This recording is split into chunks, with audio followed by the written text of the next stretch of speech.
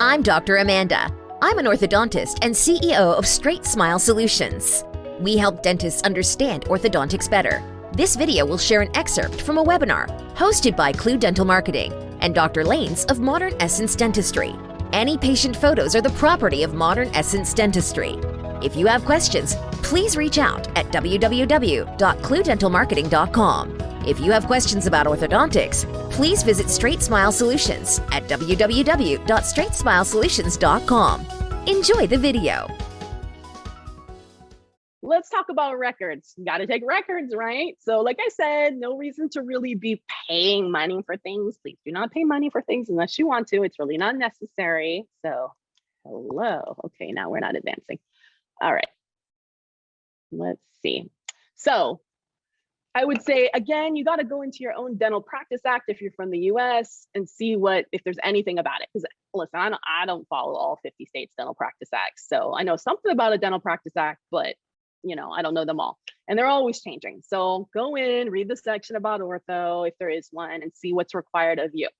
Ortho photos is a must. This is actually my son many, many years ago. He's almost 16 now.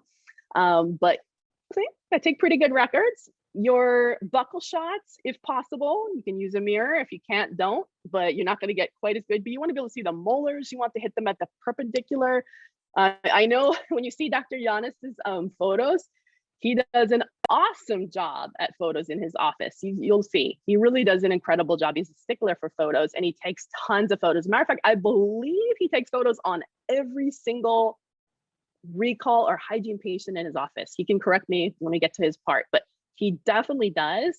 And he uses those photos for screening, for education, for even risk management. There's so many, and we'll get a little bit more into the why behind photos. But yes, you need to take a good panel of ortho photos. If you want to know a hack, hopefully there's no one from Invisalign working for Invisalign on here. Invisalign has a photo uploader.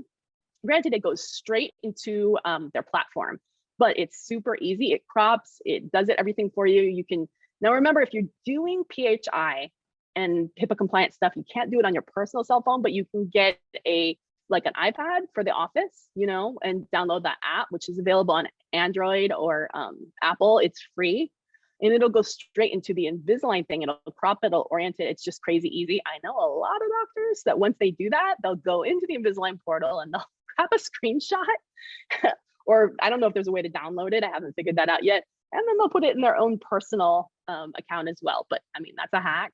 You didn't hear that from me, but if you don't have a DSLR camera, which I know Dr. Giannis does use, you can ask him what he uses, but you can do that. And that's a free version, or all of us have like an old iPad hanging around, so that maybe isn't connected to anything, the internet or anything like that. So just think about that. But yeah, ortho photo series, a panel is preferred over an FMX, but you can use an FMX. It's just that sometimes there's funky stuff like pathology that you wouldn't see in the panel. And I'll go over that in a second. And plenty of times I've worked with doctors and I've seen their FMX. I'm like, just take the panel and then we find stuff, right? So it's preferred. The panels are great screening tools, as well as either a study model or a scan, old school, we'd take study models, but yeah, one of the above. I'd say that's baseline for any ortho case. You want to do this at the beginning, and you also have to do it at the end. And then if the case goes more than a year, you need to do it in the middle as well. Not the scanner models, but this is the way I was trained. But I call them progress x-rays. The panoramic x-ray and the photos as well is really strongly recommended. It's not usually required, but I would consider that standard of care. If you ask any orthodontist, they probably say they do that. Obviously, let's say a case went 13 months. Okay, I may not do it at month 12 if I know I'm debonding the next month, but if I know it's going to go 2 years, I'm going to go ahead and take a progress series in there because there's so much you can see that's going on.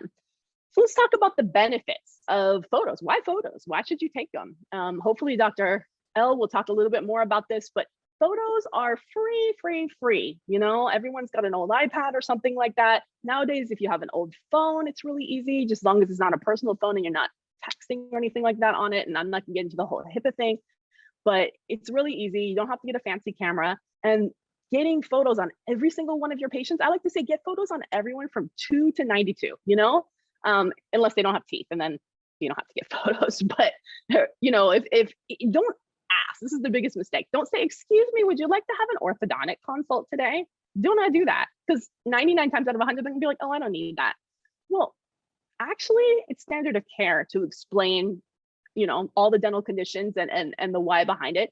And more often than not, once you start educating the patient about different conditions that they have, and then maybe a year later you redo it, and you're like, hey, remember when we took that photo last year, there was some crowding on number 23, 24. We also had 2 millimeters of attachment loss. We had some attrition on this tooth and abfraction on this tooth.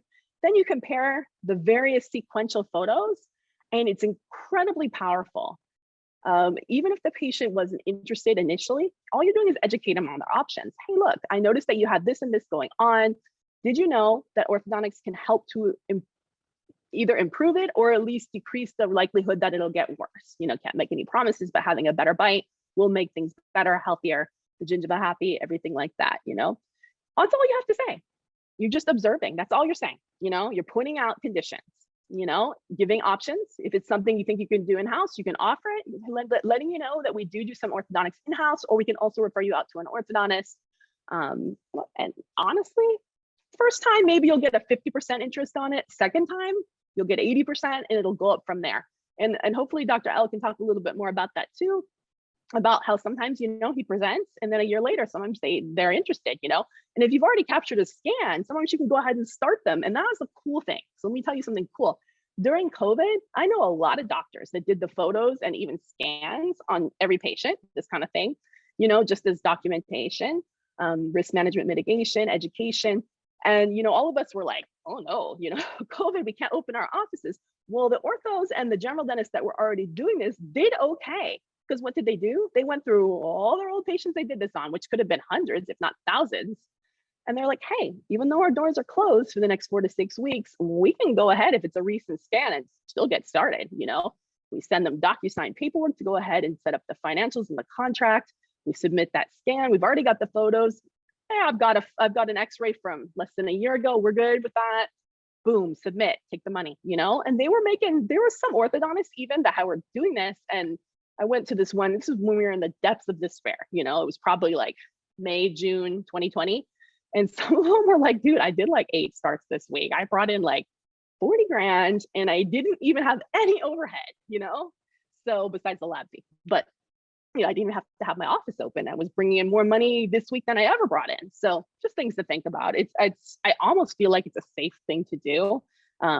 Really, really powerful. And it actually increases the value of your practice. And maybe Ms. Jane can tell us about that. But I mean, I feel like if you have all these potential starts lined up, vetted, cleared treatment plan lined up, I mean, that is a huge gift to give a potential seller. I mean, goodness, someone's definitely going to see the value in that.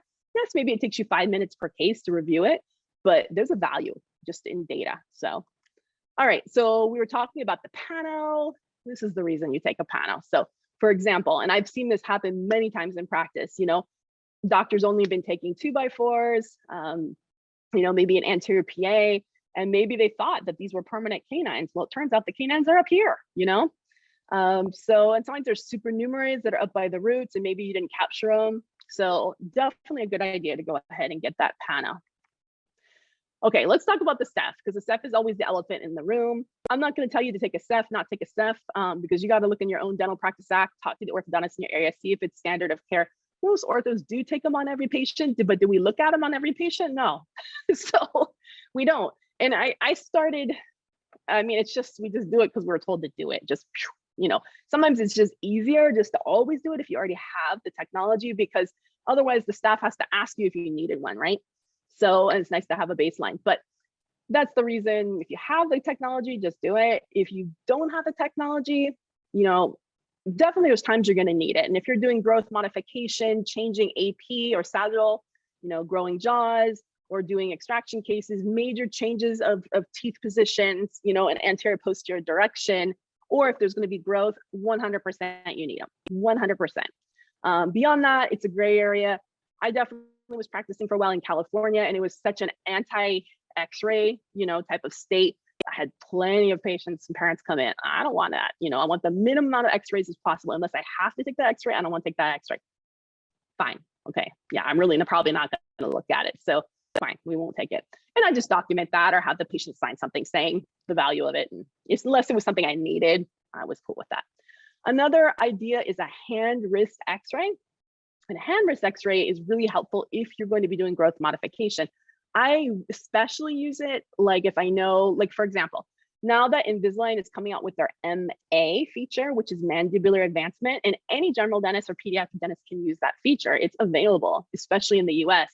In some countries, it's not yet available. It's one of those things you have to ask for, but for us, it's there. And when you go to submit the case, you'll see it under the part about elastics and all that. It says, do you want MA? It's a really easy way to grow jaws in a growing patient, especially if they're class 2. Why would you want to pull teeth when you can grow a jaw and help the airway? Well, it's only going to work if the patient's still growing. Now, a lot of times that's a sensitive subject to ask. I have no problem asking it, but maybe because I'm a girl and I'm used to talking to teenagers and we're just super transparent about things like that in our house. And I know how to talk to teenagers without making them embarrassed. But if you feel like you're going to be awkward with the conversation, pump the conversation to a team member who's maybe has kids and is more comfortable with it. Or you can take the hand wrist x-ray. And hand wrist x-rays can be complicated to read, and everything that was out there up until recently was super complicated. Like, you had to read these really hard journal articles, white paper articles. So I created my own kind of explanation on how to read a hand wrist x-ray, trying to simplify it. So a lot of these things I'm going to mention today, I really like to give gifts to doctors who are on my webinars. I want you to feel like you had value to it. So I'm going to offer you some stuff if you're live on the webinar. So today is Thursday. If you contact me, say by the end of the weekend, and tell me you want a copy of my hand wrist x-ray guide, normally I charge for it. It's only for my clients, but I'm going to give it to you. So all you have to do is contact me afterwards. So no questions asked. Just say I was on the webinar, but this is only for the live people. So the 50 or so of you who are live. Another idea would be the periodontal charting. You always on adults want to have perio charting on an ortho patient. That would be considered below standard of care if you don't, because if you didn't know that they had perio disease and it was untreated and you did ortho, you're going to be in trouble if it ever gets audited later. So always do your perio. And if there's major attachment loss, please do not treat that case without sending them to a periodontist first, even if you do in-house perio. Why? Because that's standard of care. You want that written clearance from the periodontist saying it's okay for this patient to progress or proceed with orthodontics, or okay to proceed with orthodontics, but don't move tooth number 23. I mean, sometimes we do cases where we're like, okay, that's a nice thing about aligners, especially Invisalign, is it's really easy to do your puzzle and build it around a tooth that might have perio that we don't want to move, or we don't want to at least flare forward because it has mobility or lack of attachment or something like that. So in braces, you really don't have that kind of control. So that's why I like Invisalign especially, or any type of sophisticated aligner system. Another record idea is the CBCT. So if you have that, again, not required, but if you're going to do more difficult cases, you're definitely going to want to have it.